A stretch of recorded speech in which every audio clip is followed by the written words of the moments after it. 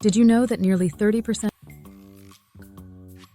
of people will experience some form of paranoia in their lifetime? That's right.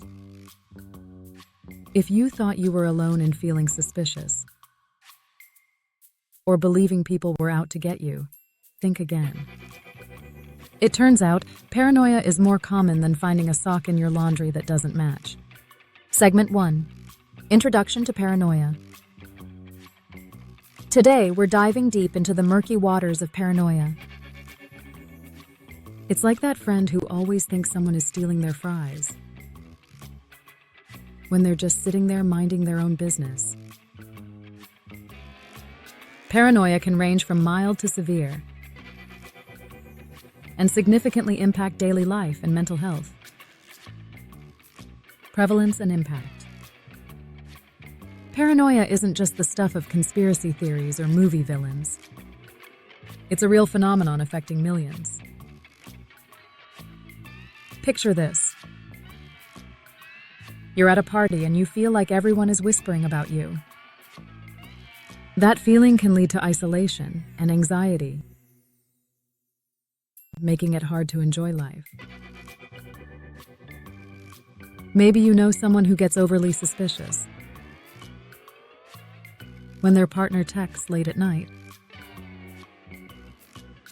Or perhaps you've seen someone assume the barista is judging their order. It happens. Segment 2. Understanding Paranoia. Now let's get into the nitty-gritty of paranoia. What exactly is it, and why does it mess with our heads? Defining paranoia.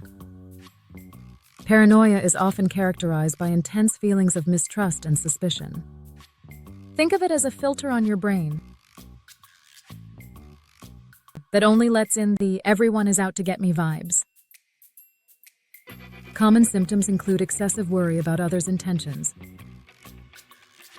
and feeling persecuted without evidence. The disruption of reality. Imagine you're walking down the street and you swear everyone is staring at you. You start crafting elaborate stories about what they're thinking, when in reality, they're just checking their phones. This disruption can severely affect how you see the world around you. Let's talk about the central challenge in understanding paranoia.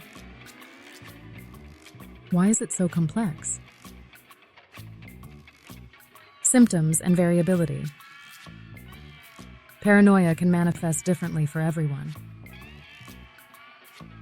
For some, it might be mild worry. For others, it can lead to full-blown delusions. It often overlaps with other conditions like anxiety and schizophrenia, making diagnosis tricky. You could say it's the chameleon of mental health disorders. Paranoia and paranoid schizophrenia are distinct concepts in mental health, each characterized by specific symptoms and implications. Paranoia refers to an irrational and persistent feeling that others are plotting against you or paying undue attention to you. It does not necessarily imply a mental illness, but can be a feature of various conditions or a standalone issue. Paranoid schizophrenia is an outdated term that has evolved into a broader diagnosis of schizophrenia, where paranoia is a prominent symptom. Individuals with this condition often experience hallucinations and delusions, in addition to their paranoid thought.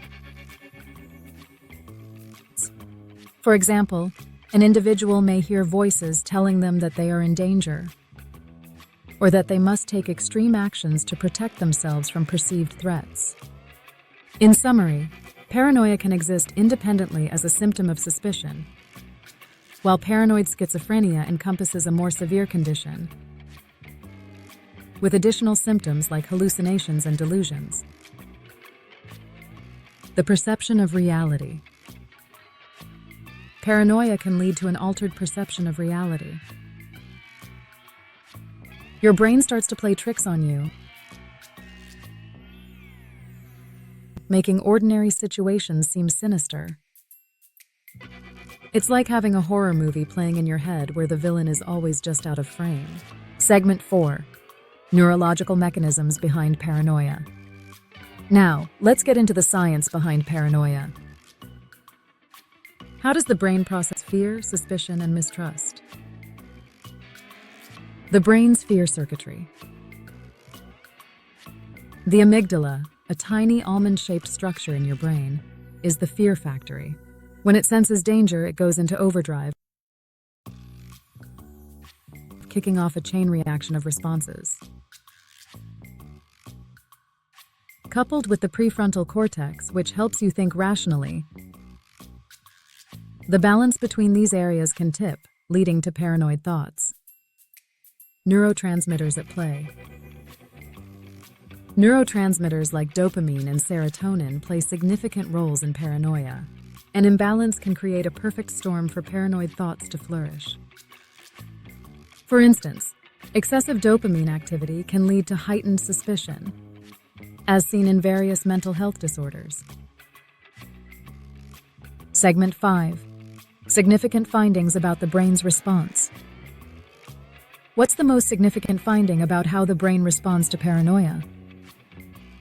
Studies have shown that heightened activity in the amygdala correlates with increased paranoid thoughts. It's like the amygdala has its own drama club, and it loves a good show. When the amygdala is overactive,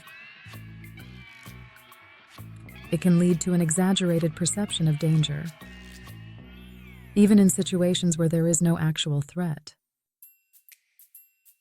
This misfiring of threat detection can contribute to feelings of paranoia, where individuals believe that others are plotting against them or watching them.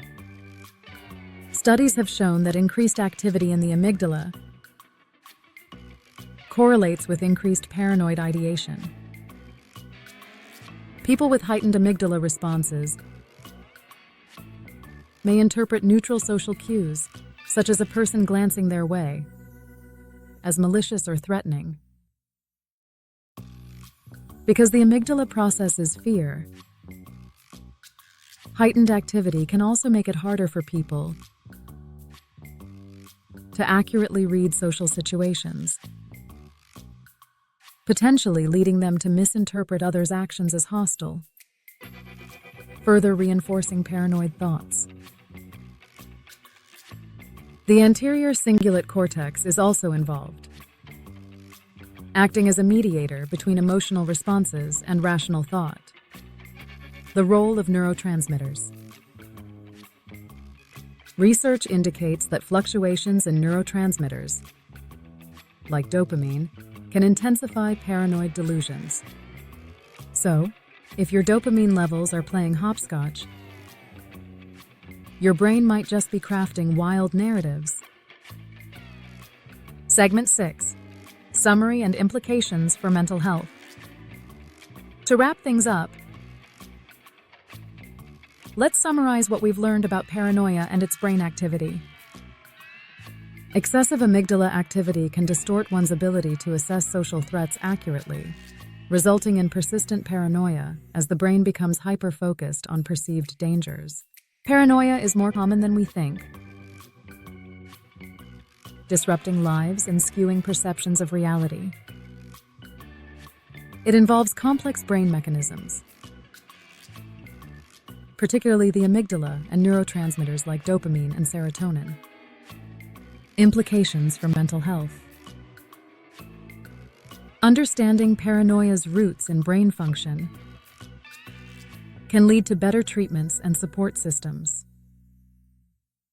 If you or someone you know is struggling with paranoia, seeking help is crucial.